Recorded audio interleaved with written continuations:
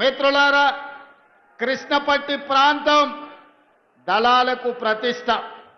ఈ ప్రాంతం పోరాటానికి మారు పేరు. ఈనాడు నల్లగొండ గడ్డ మీద నిలబడి మనం మాట్లాడుకుంటున్నామంటే తరతరాలుగా ఈ తెలంగాణ ప్రాంతానికి, ఈ ప్రాంత ప్రజలకు ఒక గొప్ప చరిత్ర ఉంది.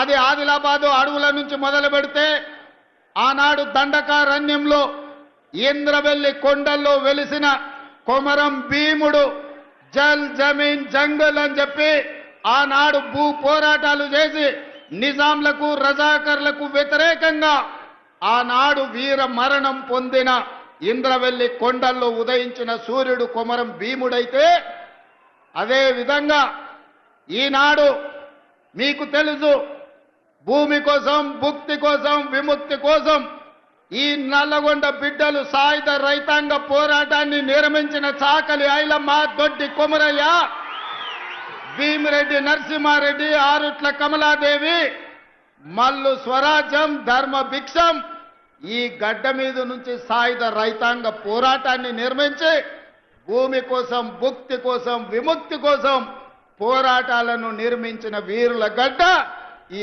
నల్లగొండ గడ్డ అని నేను చెప్పదలుచుకున్నా. అదేవిధంగా మిత్రులారా, ఆనాడు రాజులకు రాజ్యాలకు వ్యతిరేకంగా కొమరం భీముడు, రామ్జీ గోండు, చాకలి ఐలమ్మ, ఆరుట్ల కమలాదేవి, ఆనాడు దొడ్డి కొమరయ్యలు, సర్దారు సర్వాయి పాపన్న గౌడ్లు ఈ ప్రాంతంలో నిర్మాణం చేసిన పోరాటాలు మనకు స్ఫూర్తి.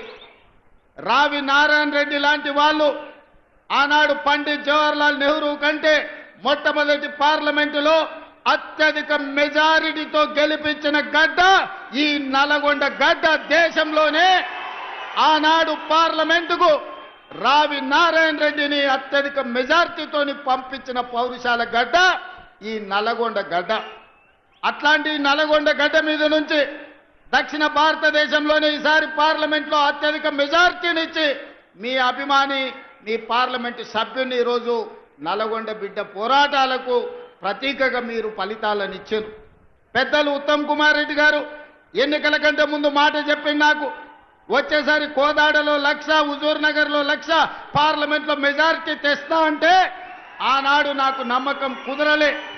ఈనాడు మిమ్మల్ని చూసిన తర్వాత ఎందుకు 1,00,000 వచ్చిందో మీరు కంకణ బద్దులై కార్యరంగంలో దిగి కాంగ్రెస్ పార్టీకి అటు కోదాడలో 1,00,000, ఇటు హుజూర్ నగర్లో ఇంకొక 1,00,000 మెజారిటీనిచ్చి 5,60,000 మెజారిటీ ఈ నల్లగొండ గడ్డ మీద నుంచి మీరు ఇచ్చిండ్రు.